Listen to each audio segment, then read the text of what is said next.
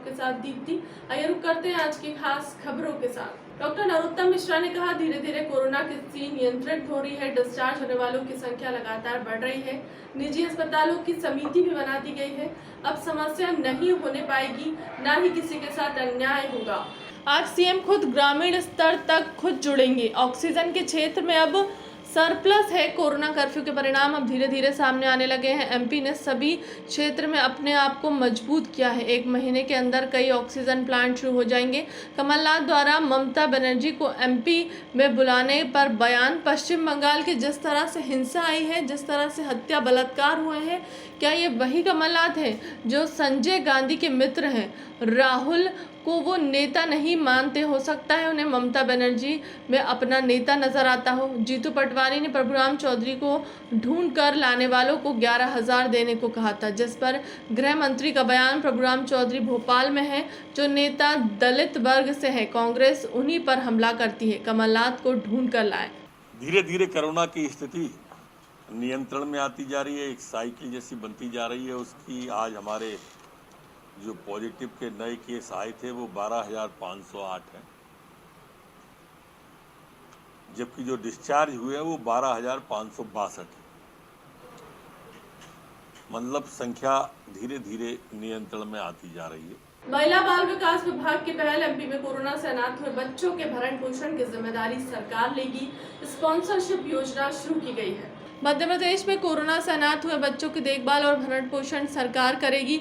इसके लिए महिला बाल विकास विभाग ने स्पॉन्सरशिप योजना शुरू की है। शासन ऐसे बच्चे जिनके माता पिता का निधन कोरोना के कारण हो गया है अथवा उनके माता पिता इस बीमारी की वजह से अस्पताल में भर्ती है, उनके भरण पोषण की जिम्मेदारी लेने का निर्णय लिया गया है। सबसे पहले ग्वालियर जिले में इसके तहत फिट फैसिलिटी केंद्र की शुरुआत की जा रही है। जिले में संचालित शासकीय विद्यालय और छात्रावासों को ऐसे बच्चों की देखरेख और संरक्षण के लिए फिट फैसिलिटी केंद्र घोषित कर बच्चों की उचित देखभाल और संरक्षण प्रदान किया जाएगा। साथ ही स्वयंसेवी संस्था, सामाजिक कार्यकर्ता आदि को जोड़कर बच्चों को आवश्यक सुविधाएं उपलब्ध कराई जाएंगी। एमपी में लालची अस्पतालों पर नकेल। भोपाल में 8 अस्पतालों से मरीजों से वसूले थे 18 लाख रुपए, ज्यादा लिए थे, सब लौटाने पड़ गए। सरकार बोली नहीं लौटाएंगे तो होगा एफआईआर। मध्य प्रदेश सरकार ने कोरोना के नाम पर लूट रहे लालची अस्पतालों पर नकेल कसना शुरू कर दी है। बुधवार को राजधानी भोपाल के 8 अस्पतालों में भर्ती मरीजों के परिजनों ने बिल के नाम पर ज्यादा पैसे वसूलने के संबंध में क्षेत्र के एसडीएम से शिकायत की, तो प्रशासन की 4 टीमें अस्पताल पहुंच गई। जांच में पता चला कि अस्पताल अनाप शनाप पैसे ले रहा है। प्रशासन की सख्ती के बाद इन अस्पतालों ने 10 मरीजों के परिजनों को 18 लाख रुपए लौटाए। प्रशासन अब उन्हें नोटिस देने की तैयारी कर रहा है। कलेक्टर अविनाश लवानिया ने कहा है कि अस्पताल अपने परिसर में इलाज के रेट लिस्ट लगाएं, जितना इलाज करे उतना ही बिल लें, नहीं तो उनके रजिस्ट्रेशन रद्द किए जाएंगे। मंत्री विश्वास सारंग ने ममता बनर्जी ने जो अनुचित कार्य बंगाल में किया है, यह कार्य लोकतंत्र को शर्मसार करने वाला कार्य है।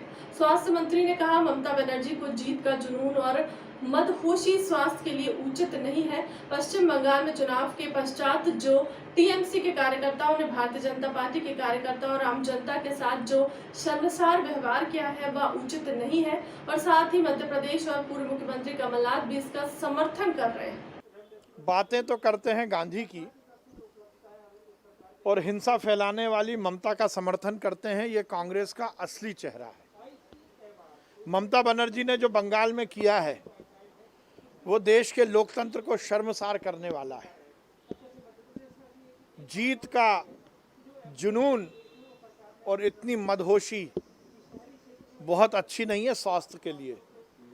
जिस प्रकार से बंगाल में टीएमसी के कार्यकर्ताओं ने भारतीय जनता पार्टी के कार्यकर्ताओं और आम जनता के साथ प्रताड़ना की है, इससे ज्यादा घृणित कार्य कोई नहीं हो सकता, और उसका समर्थन कमलनाथ कर रहे हैं। शर्म आनी चाहिए कमलनाथ जी को, शर्म आनी चाहिए कांग्रेस को। एक तरफ बातें करते हैं गांधी की और दूसरी तरफ हिंसा करने वाले लोगों को संरक्षण देते हैं। हो सकता है कि कुछ भारतीय जनता पार्टी के कार्यकर्ताओं को हिंसा करके दबाने की कोशिश ममता कर रही हो, पर ममता को नहीं भूलना चाहिए कि ये लोकतंत्र का देश है, ये गांधी का देश है। यहाँ हिंसा नहीं चली। जब रावण नहीं रहा तो फिर रावण के राह पर चलने वाले ऐसे लोग भी नहीं रहेंगे जो हिंसा को अपनाते हुए लोगों को दबाने का काम करते हैं। फिलहाल के लिए अब तक की खबरों में इतना ही। देश दुनिया की तमाम बड़ी खबरों के लिए बने रहें हमारे चैनल के साथ। नमस्कार।